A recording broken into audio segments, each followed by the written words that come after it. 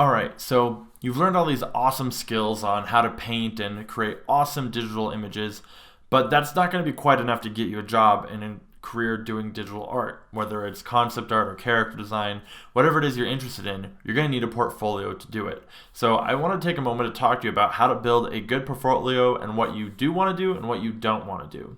So what you do want to do is make sure that your portfolio is specific to the studio that you're trying to get into.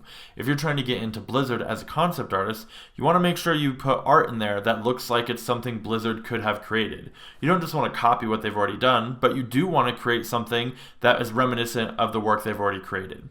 Right? If you want to work for Disney Pixar, then you should do character designs that look like they could be Disney Pixar characters.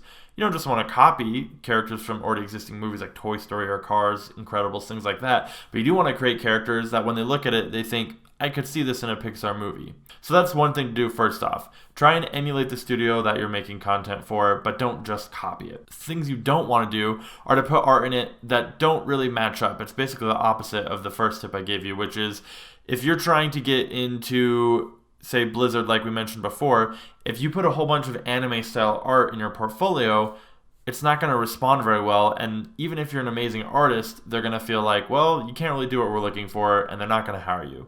There's nothing wrong with anime art, but if you're trying to get into Blizzard, that's simply not what they're looking for. Now, if you wanted to work for an anime TV show for Netflix or maybe a comic book, then you should be sending them anime style art and not Blizzard style art, if that makes sense. So that's one thing you want to do that's really important. The next thing you want to do is make sure that you don't have too much art, right? Sometimes we get into this habit of wanting to show everything we've ever done, but the problem is that our portfolios are only as good as our weakest piece. Even if we have a bunch of really great art and one bad piece, for some reason humans have a tendency to focus on the bad one. So if you show it to an art director and you have 20 great images and one image that's kind of they're going to look at that and focus on it and think, well, this is kind of what their baseline standard is, right? And they're going to think that all these other images are kind of just run of the luck, right? You got lucky, or, you did something special to get here. And that's not really what you want an art director to be thinking.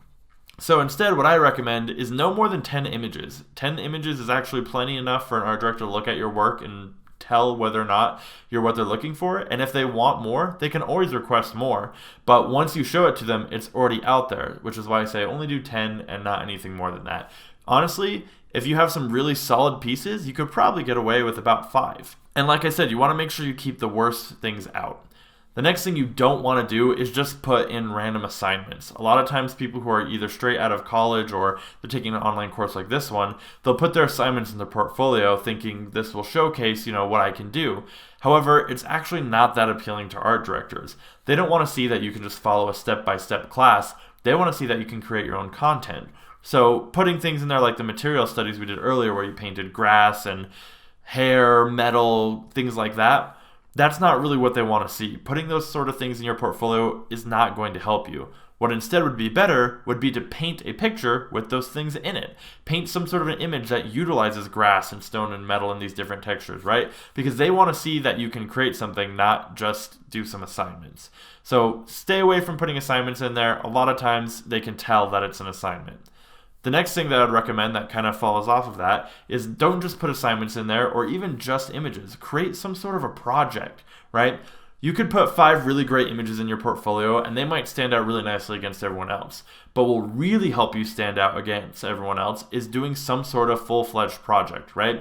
If you want to be a comic book artist, don't just submit some comic art, make a comic book. Show people that you are capable of doing this before they even hire you to do it. If you want to be a concept artist, either find an existing story that's, open source or create your own, but do a full-fledged concept art and pre-visualization of that whole story.